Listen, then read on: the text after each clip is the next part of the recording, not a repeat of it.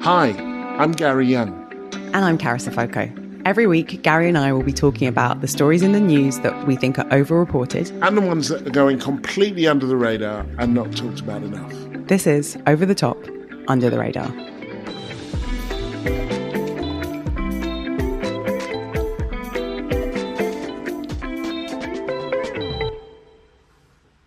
Hey, Gary. How you doing? Not too bad, thanks. How you been? Yeah, good. Went to Wales. As you know, I'm half Welsh. Went to the Mumbles with my family. More on which later. And we wanted to say thank you actually to everyone who tweeted or messaged us about the ads that you heard on last week's podcast. So just to give a bit of sunlight in on magic, we're currently making the podcast for free. Some people working on it are getting paid, but lots of other people who are working on it are not. Ads is one way that people pay for the cost of podcasts. For people who got in touch and were surprised by some of the ads that they heard around our chat, we don't control the ads that get played. And so we've taken the decision to turn the ads off so that we're not talking to you about the housing crisis and then getting an advert from a property developer. So we've created a Patreon so that people who enjoy our podcast can help to support the production costs and pay the wages of the people who work on it behind the scenes and us as well. Yeah, we're up against the BBC, the Murdochs. We're also up against Gary Lineker, very rich man. This is run by a small, independent, black-owned production company. And so we need your support if we are going to carry on doing what we're doing.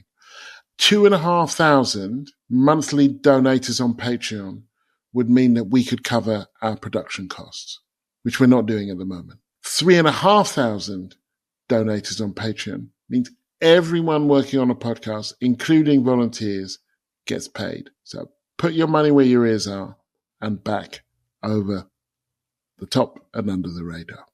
I think before we jump into it, we do need to talk about the European elections.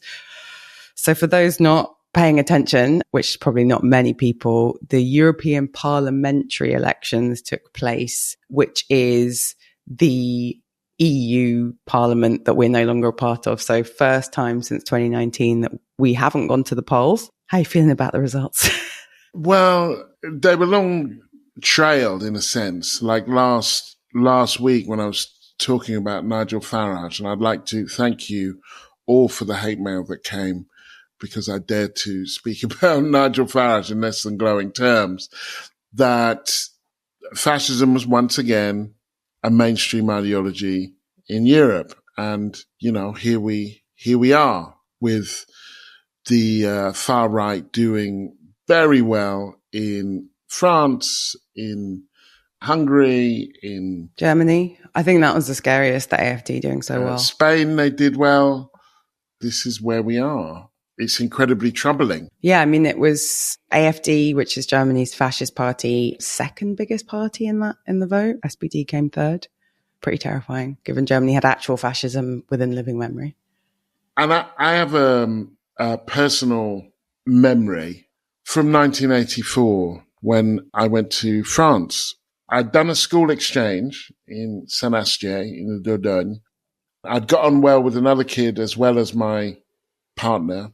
So I went out in the summer because I was doing A-level French. So I went out in the summer to stay with this other kid, and I'd been in his house for about 2 days.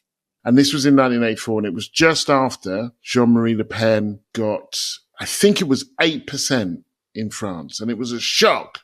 And the guy came in with a tent, and he was crying, and he said, we have a problem. And his dad was such a racist that he said, I cannot have this boy in my house. And I bet he's spoken to his dad and done anything. How old were you? 15. There was a campsite just over the weir, and we went to the campsite, and he was crying, and he helped me set up the tent. Yeah, that was 1984. God. They got 8%. This time they got over 30%. And, you know, my experiences of being in France, I studied in Paris for 5 months. I was going to say, you speak French, right? You did a degree in French and Russian, for those of you who don't know. Yeah. And so I was in Paris for 5 months. It was the most intense racist experience I've ever had in my life. And I was beaten up by the cops in the subway. I was stopped and searched at least twice a week, but often much more. this has been a long time coming, I think. And that one of the things that we should be, talk about it now, but we should probably talk about at some stage, is that in most of these countries, including France and Italy and Portugal and Spain, they all had big communist parties. They all did. During that election, the Communist Party got 10% or something, or 12% in France. And you have to ask yourself what kind of political education the left was doing to allow this, for those communist parties to collapse and for the primary opposition to mainstream politics being now the far right. That there was a failure of the left in this, I think. I was talking to a friend about it because obviously it's a scary, weird thing. And she was like, well, are we ahead of them or are we behind them? Like, was the Brexit vote our version of this? I think it's not a race that we're all in. I think and honestly, it's kind of scary and then interesting, but also scary. Like, I think it ping pongs across the Atlantic around Europe. Otherwise, you wouldn't have Nigel Farage stumping for Donald Trump. The solidarity of all these far right groups feels a bit odd, given they're sort of defined by just being like, our country's the best, fuck you. But I think that way that they're in a conversation with one another, they're stealing each other's playbook. So this like delegitimizing elections. They've probably all got, someone write in if you know, but they're probably all working with like the same 5 lobbying firms, right? It's, increasingly a bit of like an international conversation. And I think the thing I'm conscious of is that we don't talk a lot or enough about what's going on in other countries and in Europe. I watched a debate about, Macron's decision to call the election, but 2 women on Channel 4 News, and one of them said, well, you have to look at the immigration bill that he just passed to understand why he did this now. And I was like, ooh, what's the immigration bill? So I think I'm feeling a bit like one of the things I can do is inform myself a bit more so that this stuff doesn't feel like so much of a surprise or just upsetting, Do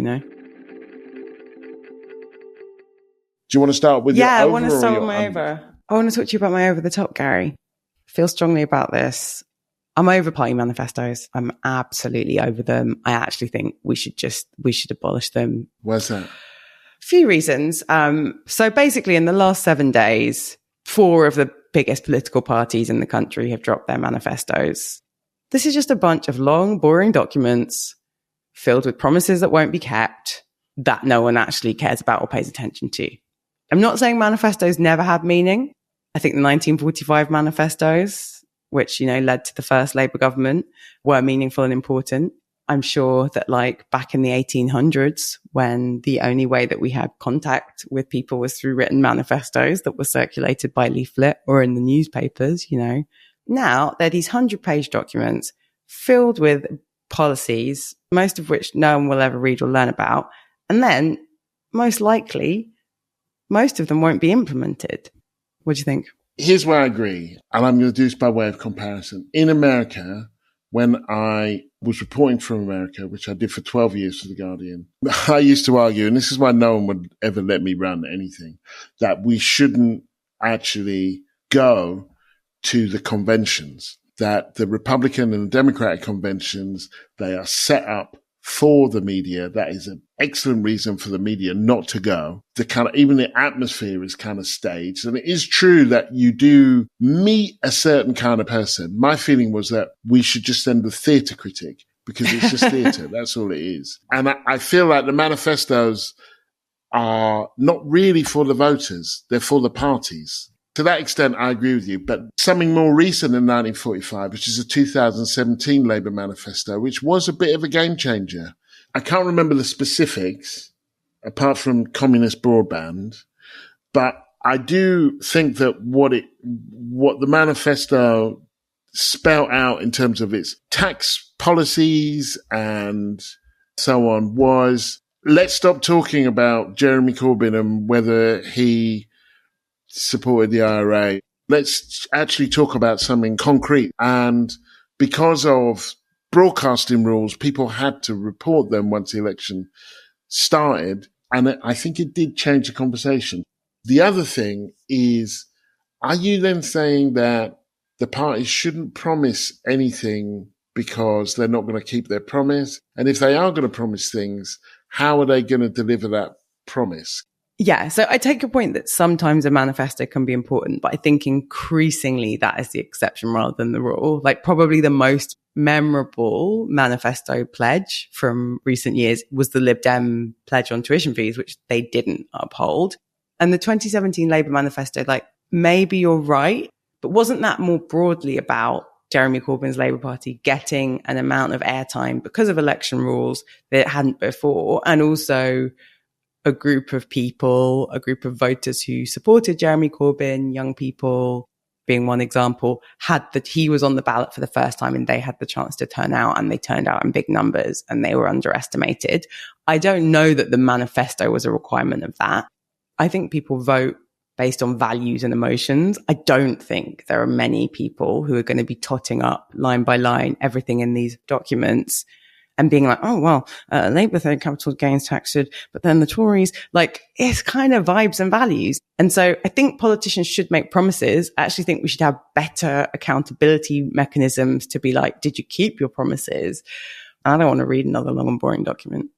I do like vibes and values as a kind of... That's how you're all going to vote. Don't pretend otherwise. I'm not sure that, I think that is probably true. I'm not sure that I want to submit to that, because the vibes and values thing, then Boris Johnson won on vibes. I mean, among other things, but you do get into this place of like, who would you rather have a drink with? I think he also won on symbolic policies. I think he also won on get Brexit done. I'm interested in things that give you a sense of this is what we believe and that's what it would mean in action. But the thing I really react against, and I think journalists are as complicit as politicians in this like hollowing out of policy agendas and manifestos, is you get this big headline commitment. So like 3,000 new nurseries was the Labour one that Bridget Phillipson announced in the last week. And then you find out, okay, well, what does new mean? Oh, well, it means a new nursery, or if like an existing nursery or primary school like adds a class. So then they do this weird like math thing where like the 3,000 isn't 3,000. And then they're like, oh, well, that's in the small print. And then you have an exchange between the shadow education secretary and I think it was a Channel 4 news journalist, where then you're quibbling on like how to define new and whether or not it's true. This like weird creative accounting thing is just, it's bad vibes, Gary. And this week, I think actually it was published the day before we were recording, trust in British politics has reached an all-time low. That was the British survey of attitudes. Oh, I love a BSA. And that moves back to this issue of the, the far right in Europe and so on, that when people stop trusting, they get desperate and they get disaffected. Like, this change is not going to happen for me. This year of all years, the manifestos feel particularly redundant because you've got a Conservative Party who have been in power for 14 years. So like the idea there's all this stuff they want to do. It's like, oh, our exciting manifesto. And then we've got a Labour Party whose pretty explicit strategy is just like say as little as possible, be as boring as possible. We're just not the Tories. I'm not into it. Do a TikTok dance and like yell out 5 vibes and 5 values that you're going to bring. And I'm more into that, Gary. I'm over it. You're a vibes and values voter. I'm a vibes and values voter. My trouble with vibes and values is that sometimes they're not rooted in reality. People think there are 4 times as many Muslims or twice as many refugees and asylum seekers or immigrants or whatever. That's the vibe. A lot of the vibes, they're bad vibes. Oh yeah, they're bad vibes. No, I think you're right. And I don't want to, if we lose all fact or the idea that there are like objective truths in politics, like the cost of nursery, the number of people coming into the country, the likelihood of people being able to buy a home or rent at an affordable rate. Like there are things that are true. And if we on the left sit around opining that no one believes in facts anymore, or worse still, just yell facts at people that don't agree with us, we're not going to get very far. I think we should still have promises and policies. Yeah, I would like to hear if you're a vibes or a values voter, or both. Or both, yeah. Vibes and values. Maybe that could be, we could do a t-shirt. Vibes voter. T-shirt. Values voter. On the front, it says vibes and values. And on the back, it says South London fundamentalist. Or vibes and values on the front, fuckboy on the back. Fuckboys definitely run on vibes. They have no values, Gary. My over for this week is D-Day struck the war. What I think was clearly a mistake for Rishi Sunak to leave early is obviously that's like bad manners. It's crass.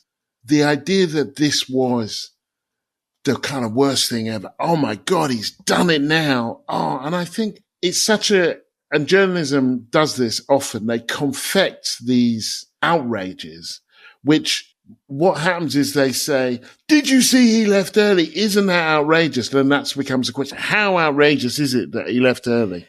Yeah, I do think it's shit stirring from journalists, but I think I'm on the fence because sometimes you do something and it's indicative of a bigger problem. So what would be the problem here? So I disagree with Farage that Rishi doesn't understand our culture coming through with a low blow. I mean, he just kind of goes below my expectations every time. So I think for some people, yeah, it does activate a little racist synapse of like the brown man didn't stay. I don't think that, but I do think it is like he's not got an incredibly well-run campaign or an incredibly sharp team. Well, yeah, I mean, it clearly illustrates his tin ear, right? So, which, bearing in mind that he came in he lost to Liz Truss and he only came in after like she had tanked everything. It's like, let's get the brown people in to clear up the mess. And we are this is the 80th year of the kind of D-Day landings, liberation of Paris, all of that kind of stuff. And this is where a lot of my academic work is centered at the moment. At that celebration, and people kind of use this when they talked about Rishi Sunak, those people fought for our freedom. They sacrificed their lives so that we could be free and so on. There is a really basic problem with that narrative. People did sacrifice their lives. That is very important that they did. And they were fighting one of the most pathological, nihilistic ideologies in terms of Nazism and fascism. But whatever else it was not a fight for freedom. Britain had colonies around the world where people couldn't vote. The Soviet Union had its own issues with democracy, as we know. America was fighting with a segregated army and was defending a system of segregation. You actually had, when the Germans were in Nuremberg, on the one hand, them teaching a denazification to the Germans and preaching denazification and making Germans go to cinemas to watch stories about the horrors of the camps and so on. And on the other hand, they were teaching the Germans how to enforce a color bar so that African Americans and white Americans couldn't mix and African Americans wouldn't mix too much with white German women. That whatever that war was, it was not a fight for freedom. And it was an important thing to do. We have to stop referring to it in a way that counts out most of humanity, actually. Yeah, that's a complicated conversation. And our political discourse, media, class aren't super interested in complicated conversations. They want to point at a picture and say, why weren't you there? I think the thing I find weird is the like mystification and untouchability of this war, where increasingly most people alive in the UK didn't live through it or experience it or remember it. And we're not allowed to talk about it in a real way. Or the multiracial element of the war, that approximately 1 million people from Africa and around 20,000 people from the Caribbean, including the French Caribbean, fought in that war. Yeah, I've got Ghanaian ancestors fought in wars. I don't know if any of my Welsh ancestors did, but I know members of my Ghanaian family fought in the First and Second World War.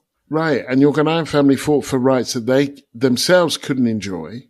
When we talk about Western values, European values, liberal Western values and stuff like that, the biggest threat in the last century to those values came from within Europe, not outside it. The dominant experience of anti-Semitism was in Europe, not from Muslims, but from Europeans. The most deadly and vicious expression of anti-Semitism came from within Europe.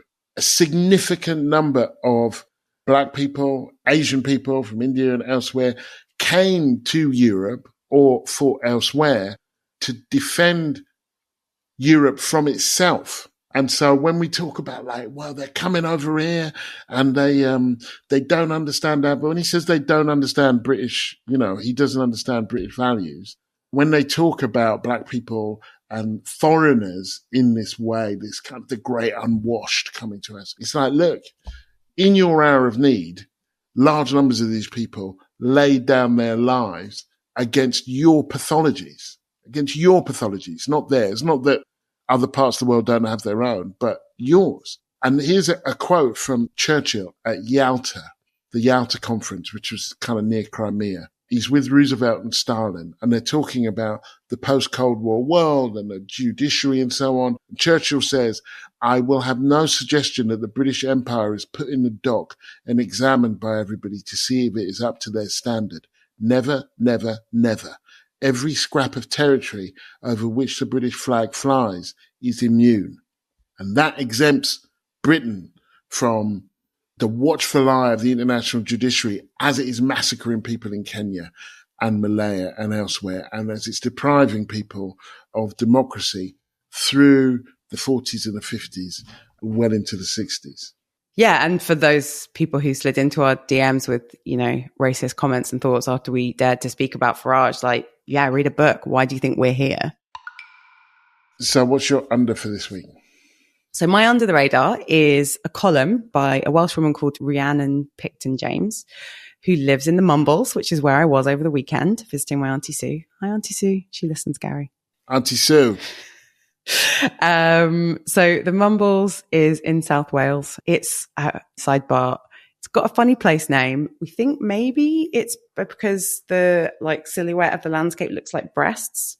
So there's a theory that it's from the French, which you all know, le mamelle. Could have been so much worse, couldn't it? It could have just been called the tits. Yeah, it was a good they went for the French. Anyway, it's on the south coast of Wales. It's absolutely beautiful, as well as being a place that I have a family connection to. It's where Catherine Zeta-Jones is from. Rhiannon wrote, come on, she's a big Welsh export. Don't laugh at Catherine Zeta-Jones. You should be so lucky to know her. Lovely woman, I'm sure. So it's, Rhiannon was writing about the gentrification of Mumbles, essentially, right, which I had anecdotally noticed because it'd been a couple of years since I'd been, and they've got an M&S food hall, Gary, which as we all know is the sign of, that is peak gentrification. You've arrived. For those of you who don't know, I was born in Brixton, an area of London that has gentrified. So my gentrification antenna were on. But it wasn't until I read this lovely column from Rhiannon, which we can link to in the newsletter, that I fully understood the extent of it. And the thing that she's particularly concerned about is this COVID migration of people from England, but specifically London. So the Centre for Cities found that in a 2-year period, 2020 and 2021, there was nearly a 30% increase in Londoners moving to other parts of England and Wales, so like countryside, coastal towns for the lifestyle. And then now what we've got is a situation where people who are earning London wages, so like high wages, and have the privilege of being able to work remotely or not have to go into an office in London every day, have now pushed house prices up in the Mumbles to the point where Rhiannon, whose family have been in Mumbles for 5 generations, like her grandparents ran a hotel, she's got a young daughter, are priced out. The Welsh government actually does have a pretty strong policy on English people having holiday homes or second homes in Wales. Like they get taxed pretty aggressively, but there isn't really a way to deal with people who have remote jobs, which many of us do now, just kind of all picking up and moving somewhere. And so it's an under the radar for me, partly because so many Welsh stories go under the radar, Carrie. And, it's my job as a Welsh Ghanaian to bring them to our podcast, but also because I think there's something, we do talk about housing, and I think we're not talking about enough in the election, but there is a sense there's a housing crisis. But I think the thing that this is about, it is about housing, but it's also about class and privilege, and a group of people who increasingly have the privilege to live and work anywhere. You know, you just need an Airbnb account and your laptop and an internet connection, and you can live wherever you want. And then a group of people who are being priced out of their homes. In the case of, you know, some working class Londoners told by a local authority, you've got to leave London if you want a home. We can't house you. And so then it's like, it's about who has the privilege to move. And then maybe staying is also a privilege and people should have a right to stay. There's also just this unsustainable regional disparity. It's a source of great irritation that the Tories came up with something like levelling up in such a cynical way that didn't produce anything and now makes people kind of, you know, look askance at it. But I mean, also, if we're being honest, they're the reason that communities have been left behind, that they need to level up. They're the reason there's no coal mining or steel industry in countries like Wales. So they came, impoverished these areas, and then they're like, come on, chaps, we're going to level you up. And the other thing that I think is kind of more philosophically interesting is this thing of like, well, I can work from anywhere and, you know, the internet and this and that. And people talk about it, or it is packaged in terms of freedom, but it's like freedom for whom? Freedom for whom and to do what? Because this is one of those kind of zero sum things where, well, one person's freedom to move is another person's inability to stay. You move to the Mumbles, then the people who have lived in the Mumbles for generations can't stay because they can't afford to. And each individual decision is being made in a kind of very individual way on the basis of kind of perfectly, I would say, generally honourable personal decisions that when you put them all together end up squeezing some people out.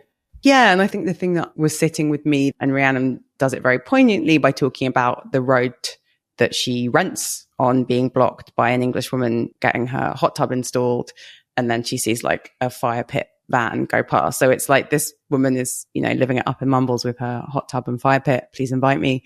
It's this place that is so beautiful and so wonderful, and people should be allowed to visit and people should be allowed to move, but we do blithely make all these individual decisions and none of us is responsible for gentrification. But I guess I think we do need to be mindful. And I say this as someone who grew up in an area that has gentrified, probably past the point which I could move back to it, Brixton.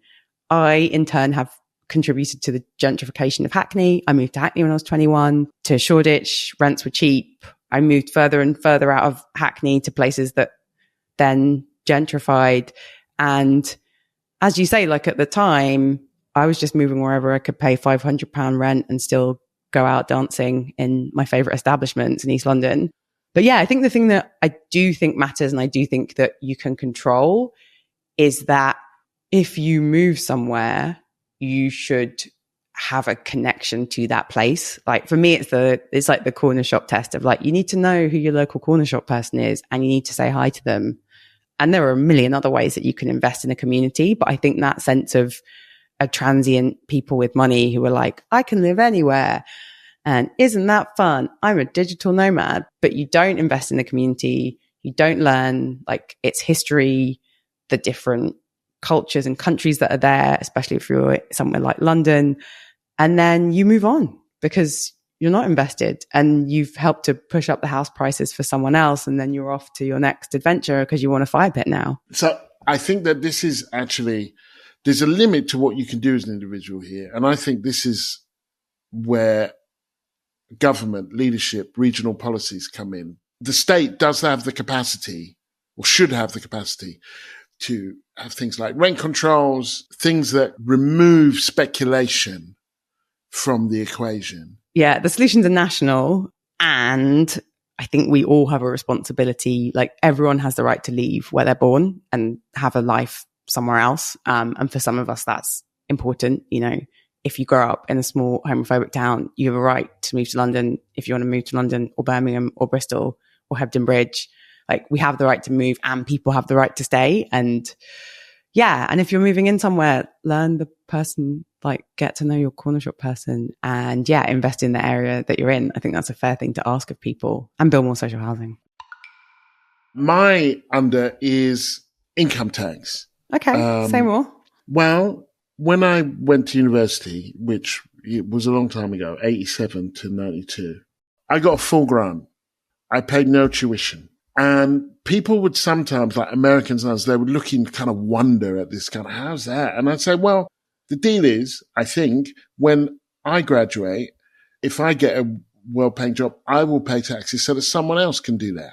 I'm proud to live in a country that sustained me during periods. I was born single-parent family. My dad left when I was 1. Free school dinners. My mum was nocturnal epileptic. She got the care she needed. We didn't go bankrupt. I had a hernia when I was 8. I got the care I needed. We didn't go bankrupt. When I got the grades, I went to university. The state did that. That's people's taxes. That's people. I would like to do that for someone else. We have the main parties saying we won't raise income tax. We also know that we have a massive revenue shortfall, that our hospitals don't work, that our rail system doesn't work, that this country is massively underinvested in. We also have the highest tax burden that we've had for some time, but that's because of VAT primarily. I think there will be, maybe someone from the IFS will come on and contradict me, but regressive taxes like VAT and council tax and things like that, we do have a high tax burden. But I'm now earning enough that I would like to be taxed more. It doesn't help me to be a higher earner who lives in a country where, and have to walk over homeless people. There are a bunch of stuff that I need in terms of schools and hospital care and all the rest of it, and that other people need. I'm not rolling in it. And obviously I want this stuff to go to like social care, health service, education. I don't want it to go to kind of nuclear weapons and other kinds of nonsense. But so long as income tax is not on the table, then we're not having a proper conversation about what this country needs. And rich people should be paying more. I'm with you. I think for me, the standout moment of that was the first debate between Rishi Sunak and Keir Starmer, where it got really testy and quibbly because Rishi Sunak was like, he's going to put your taxes up by £2,000. And Keir was like, that's made up maths. And it has been about for over a week now. How did you calculate the 2,000? And did the Treasury calculate it? Was it a Tory researcher? And And you're right. There's no one saying we should be paying more tax. Things cost things. Stuff isn't working. Schools are underfunded. Local authorities are underfunded. At some point, we all need to chip in and rich people need to chip in more. And I would go further and say income tax should be high for rich people. And we also need to find ways to tax wealth.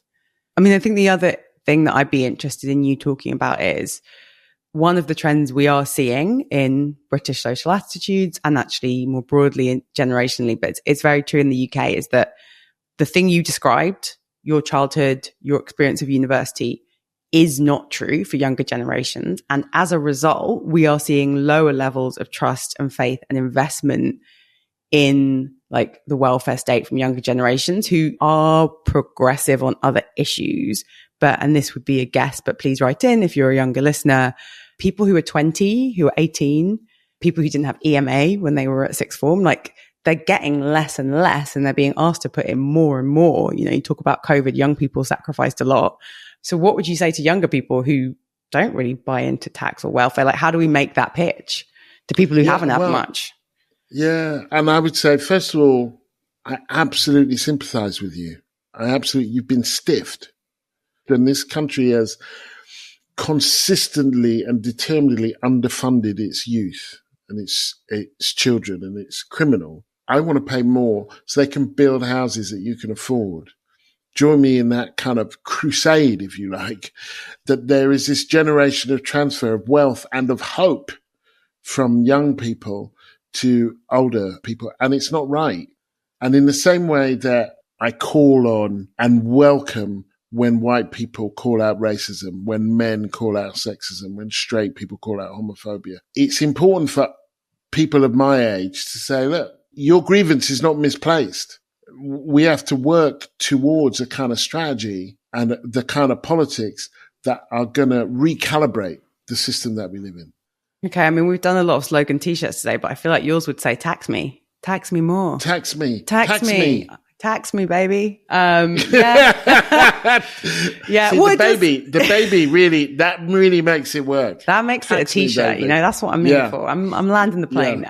Yeah. I'm with you. We need to make the case for tax. We need to talk about tax. Tax is a good thing. When it works, it's pretty magical. And even if in the political atmosphere, there is a disagreement, at least let's have a conversation about it. I think it's an underestimation of voters, be they vibes and values voters or anything, of like, people know stuff costs stuff, right? Like, we all know we can't get a GP appointment. And it just doesn't pass the sniff test for me that Rishi Sunak's like, I'm going to cut your taxes so that I can get a GP appointment in a month. Like stuff costs money. Why don't we pay for stuff with taxes and money? And, you know, there's stuff.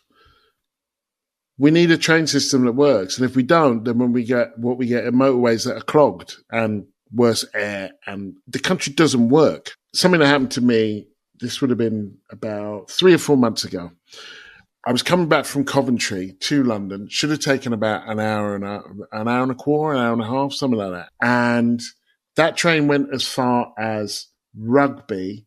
Then we got taken off that train and we were told to get onto a replacement bus that would take us to Milton Keynes. And then we would get on the train. Replacement bus, that's bad vibes. Always bad vibes. You have no idea. We get on the replacement bus. The replacement bus breaks down on the motorway and we have to get out of the replacement bus and wait for a replacement bus to replace the replacement bus. We're all standing by the motorway. So wait, you stood on the motorway? Just standing by the side of the motorway in the rain, waiting for a replacement bus to pick us up because our replacement bus has broken down. We then get a replacement bus to Milton Keynes.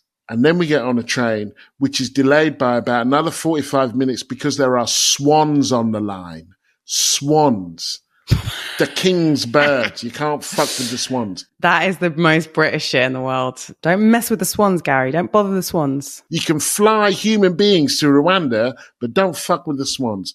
So then we get to Euston and it's completely chaotic. And what was interesting for me was that when I told people that story, even though every step of the way, it wasn't the government's fault about the replacement bus. It wasn't the government's fault about the swans, but everybody understood that as a metaphor for what is going on in this country. That was the only way that people understood it. They didn't understand it as like, that was bad luck. That was a series of unlucky things. It was like, this country is in the crapper. And it speaks to a general experience of like, things don't work. Things just don't work. And the reason they don't work is because we haven't invested in them. Yeah. Good under the radar. Tax me, baby. Tax me, baby. Tax him. He wants to be taxed. You have been listening to Over the Top and Under the Radar. Remember to like and subscribe wherever you get your podcasts. Make sure you sign up to our newsletter at overunderpod.com. And from this week, we're launching our Patreon and there'll be a weekly bonus episode that you can get there if you support us. Search for Over the Top, Under the Radar on Patreon.